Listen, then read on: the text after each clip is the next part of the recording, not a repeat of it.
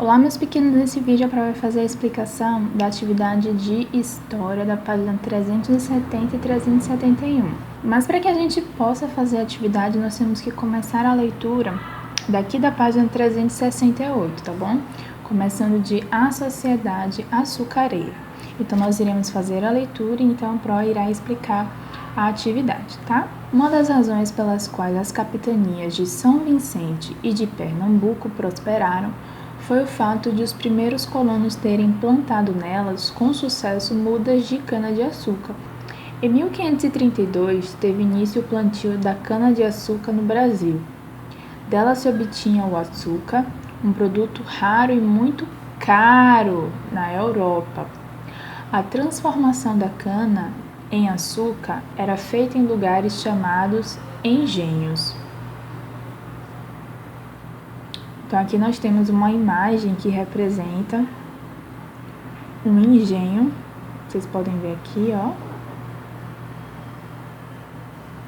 Aqui ao fundo, provavelmente, é a Casa Grande, né?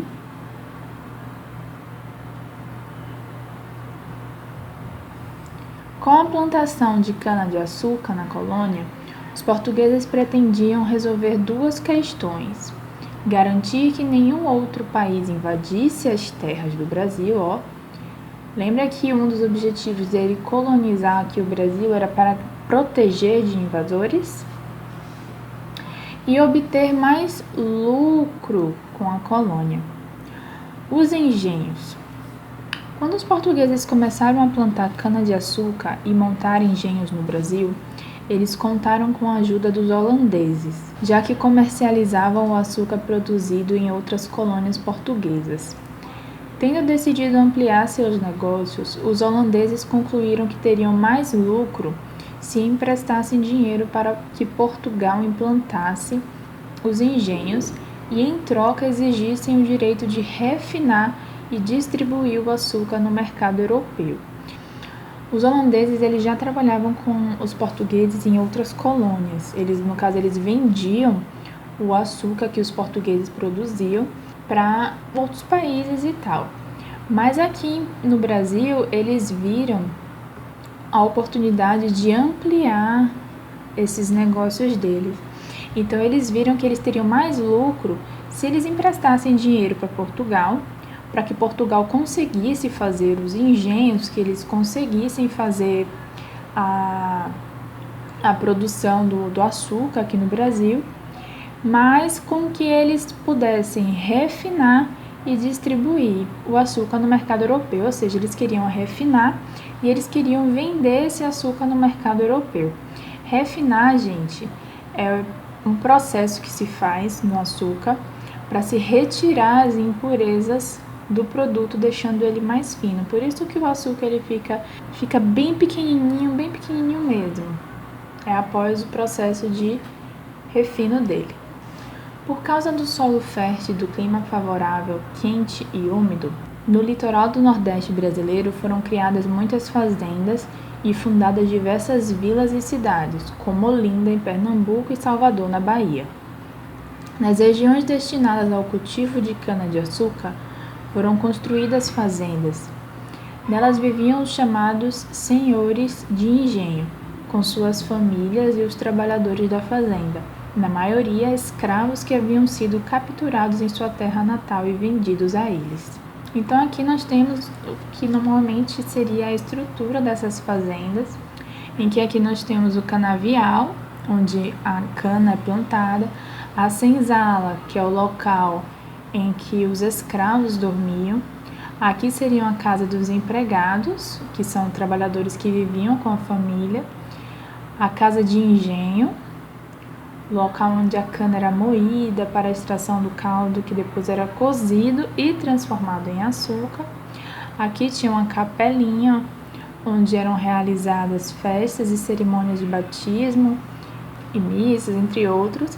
E aqui a Casa Grande, que é a residência dos fazendeiros, também chamados de senhores de engenho, e sua família. A maior parte do trabalho nas fazendas era feita por escravos, tanto indígenas quanto africanos. A escravidão de indígenas e africanos foi muito violenta. Eles trabalhavam várias horas por dia e, em geral, sofriam castigos físicos se discordassem do senhor de engenho. Aí aqui nós temos a definição de escravidão, tá? A escravidão acontece quando uma pessoa tira a liberdade de outra.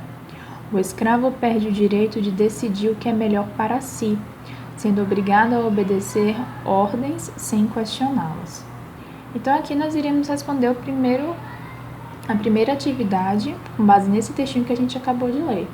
A primeira pergunta é: qual foi o papel dos holandeses no comércio do açúcar? Complete as frases.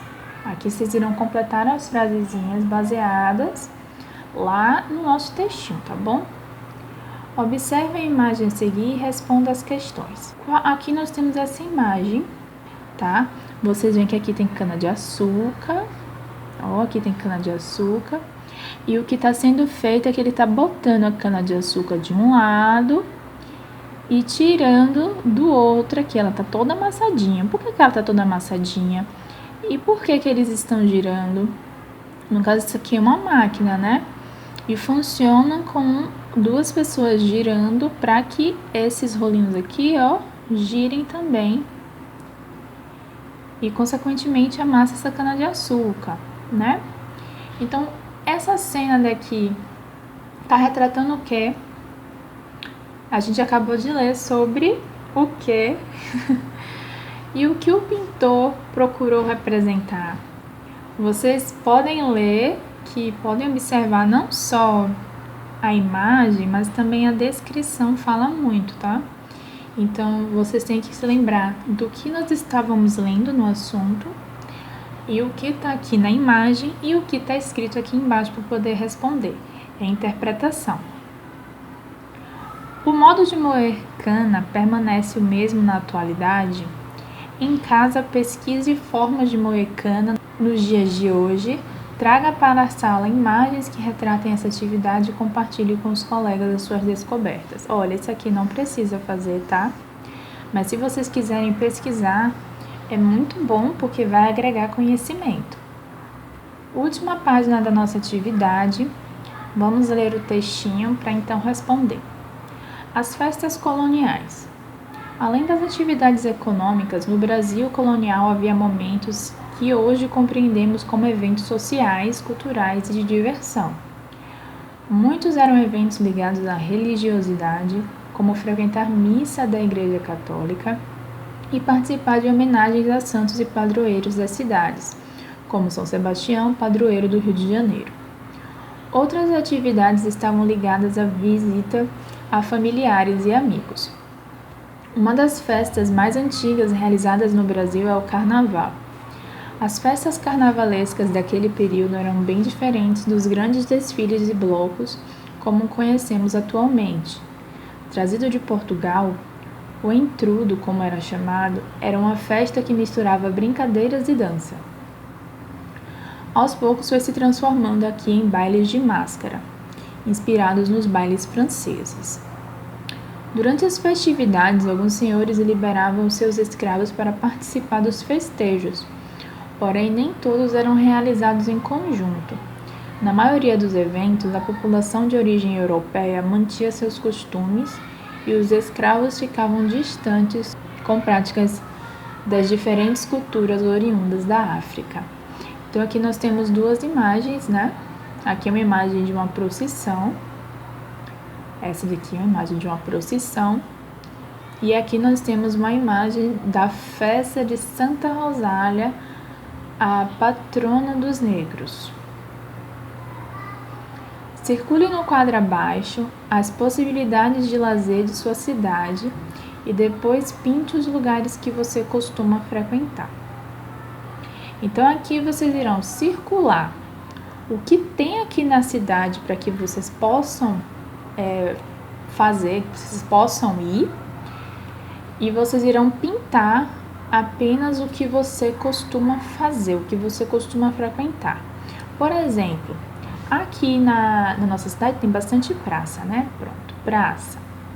Se vocês forem para praça, é só vocês pintarem praça também, tá bom?